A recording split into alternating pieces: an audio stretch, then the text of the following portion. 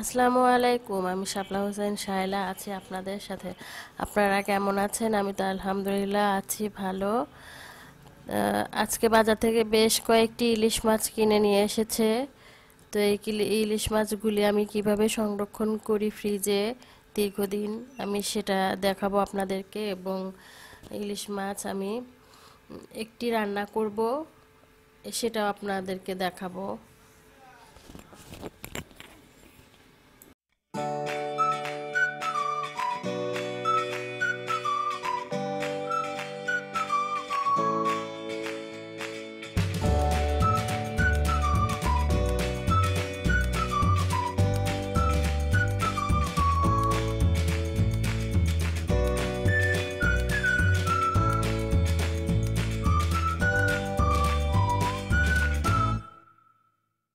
তো দেখতেই পাচ্ছেন আমি ইলিশ মাছগুলো একটি বড় একটি ট্রেতে নিয়ে নিয়েছি। আসলে ইলিশ মাছ সবারই পছন্দ, আমিও খুব পছন্দ করি, আমার মেয়ে, বড় মেয়েও খুব পছন্দ করে। মানে মোট কথা আমাদের বাড়িতে বাসায় সবাই পছন্দ করে।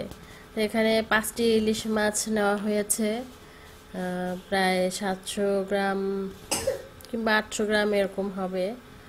তা আমি একটি সরিয়ে ফেললাম এবং 4টি আছে ইলিশ মাছ। এখানে আমি একটি সুন্দর নতুন পেপার নিয়ে নিয়েছি।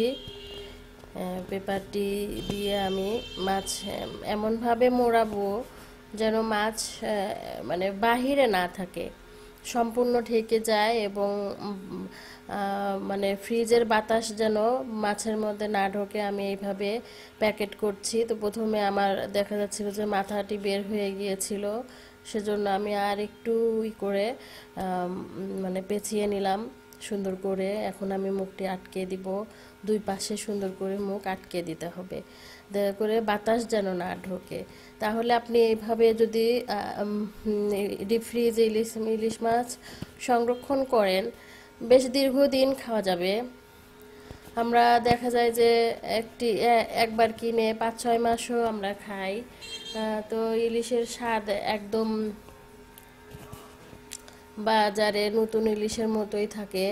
ইলিশ মাছ আমরা কখনোই কেটে রাখি না, আর ইলিশ মাছ কেটে রাখলে ইলিশ মাছের গন্ধ এবং স্বাদ চলে যায়। তো দেখতেই পাচ্ছেন আমি এখানে কিন্তু একটি বড় পলি ব্যাগ নিয়ে একদম মাছটি সুন্দর করে বেঁধে ফেলেছি। এইভাবে আমি প্রত্যেকটি ইলিশ মাছ সুন্দর করে প্যাকেট করে নিব।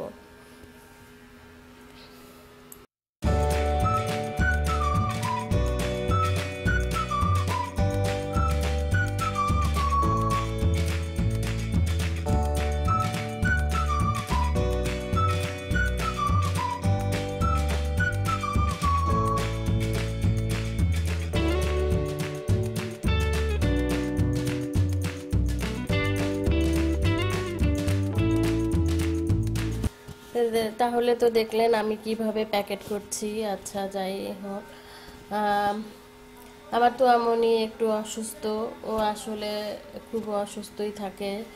দেখা যায় যে ওর শরীরটা ভালো থাকে না, কেন আমি জানি না। একদমই খাওয়া দাওয়া করছে না, রাত্রে থেকে বমি, তারপরে ওর গলা ব্যথা। তা আপনারা সবাই আমার মেয়েটার জন্য দোয়া করবেন, ও যেন তাড়াতাড়ি সুস্থ হয়ে ওঠে। আসলে ওর বাবার প্রাণ, ওকে অনেক বেশি আদর করে। যখন আমার তাহমনি হলো, তাহমনিকেও আমার হাজবেন্ড বেশি পায়নি ওইভাবে, আমরা তখন ওর কাছে ছিলাম না। তো আমার তো এমনই যখন হয়, তখন আমি ভেবেছিলাম যে আমার 2টা মেয়ে হয়তো বা আমার ছোট মেয়েটা ওর বাবার কাছ থেকে সেই রকম ভাবে আদর পাবে না। কিন্তু এখন দেখা যাচ্ছে যে উল্টাটা হয়ে গেছে, আমার তো আমনিকেই ওর বাবা বেশি আদর করে। আর তো 2 মেয়েকেই আদর করে, কিন্তু তো আমনিকেই বেশি আদর করে। আর দেখে নিচ্ছেন আমি কিভাবে একটার উপরে কিন্তু একটা আমি মাছ রাখবো না, যতক্ষণ পর্যন্ত ডিপ না হবে। আমি পাশাপাশি রেখে দিব সুন্দর করে। একটার পর একটা মাছ রাখলে হবে কি, আপনার মাছগুলো খুব তাড়াতাড়ি ডিপ হবে না এবং স্বাদও চলে যাবে। তো এইভাবে আমি মাছগুলো রেখে দিলাম এবং একটি মাছ আমি নিয়ে নিয়েছি খুব সুন্দর করে আঁশগুলো ছেড়ে নিতে, আঁশগুলো বের করে নিতে হবে সাবধানে, এবং আঁশগুলো ভালো করে বের করে ধুয়ে নিতে হবে। এখন আমি মাছটা কেটে নিচ্ছি। আর কাটতে কাটতে বলি, আপনারা যদি আমার তোয়ামনি এবং তাহামনিকে বেশি বেশি করে দেখতে চান, তবে ওদের ইউটিউবে একটি চ্যানেল আছে, সেই চ্যানেলটি আপনারা ঘুরে আসতে পারেন।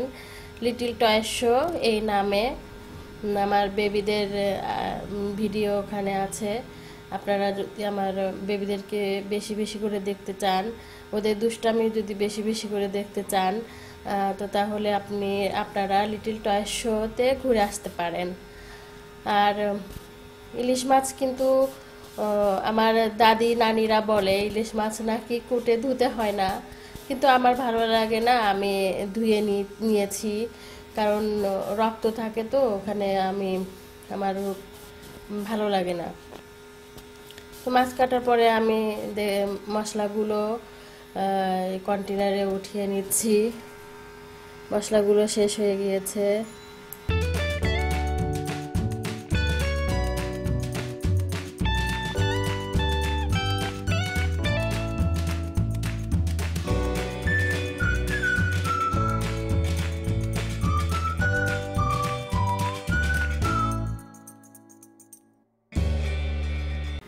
এখানে আমি সর্ষে ইলিশ রান্না করব। সর্ষে ইলিশে শুধু সর্ষে বাটা দিয়েও রান্না করা যায়, সর্ষে বাটা আর কাঁচামরিচ। আমি ওটা অন্য একদিন আপনাদের সঙ্গে শেয়ার করব। আজকে আমি যেভাবে রান্না করছি এটা কিন্তু অসম্ভব মজা হয় এবং খুবই ভালো লাগে। এটা আপনি পাতিলে কষিয়েও রান্না করতে পারেন, তবে মাখালে অন্যরকম টেস্ট এবং কষিয়ে রান্না করলে অন্যরকম টেস্ট হয়। তা আমি আজকে মাছটি সুন্দর করে মাখিয়ে রান্না করব, সর্ষে ইলিশ। আমি এখানে আমি কোনো মশলা ইউজ করব না, শুধু পেঁয়াজটা ইউজ করব আর সর্ষে বাটা, কাঁচামরিচ, এই তো, কোনো রসুন না, তারপরে আপনার আদা বাটা না, জিরা বাটা না, কোনো কিছুই না, শুধু সর্ষে ইলিশ রান্না করার জন্য আমি শুধু সাদা সরিষাটা নিয়েছি। আমি এখানে কালো সরিষাটা না, কালো সরিষাটা একটু তিতো তিতো ভাব আছে, আর আপনার সাদা মানে হলুদ সরিষাটা অনেক সুন্দর, এটা কোনো তিতা ভাব নেই এবং তরকারিও কালো কালো দেখা যায় না, অনেক সুন্দর দেখা যায় তরকারির কালারটা, মনেই হয় না যে সরিষা বাটা দেওয়া হয়েছে। তো এইভাবে মাখিয়ে আমরা সর্ষে ইলিশ রান্না করব আজকে।